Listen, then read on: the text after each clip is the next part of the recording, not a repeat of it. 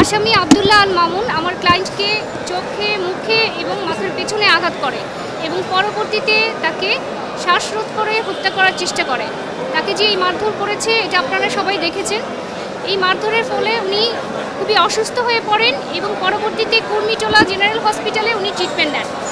সেখানকার medical report আসার পরে এদিকে উনি কমপ্লেইন করেন থানায় এবং থানায় এটাকে এফআইআর হিসেবে লজ করে, পুলিশ তদন্ত করে এবং তদন্ত করে বিগত 31/1/2024 তারিখে তদন্ত রিপোর্ট জমা দেয় এবং কোর্ট আমলে নেয়।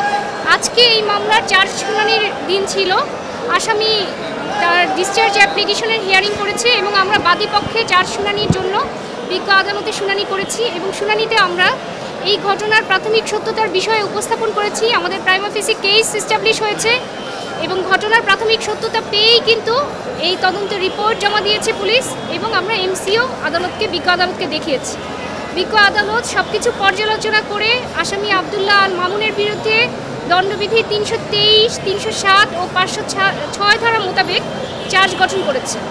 তা আমরা বিজ্ঞ আদালতের এই আদেশে আমরা খুশি এবং আমরা প্রত্যাশা করি যে ভবিষ্যতে আমরা এই বিজ্ঞ আদালতের নিকট হতে ন্যায় বিচার পাব।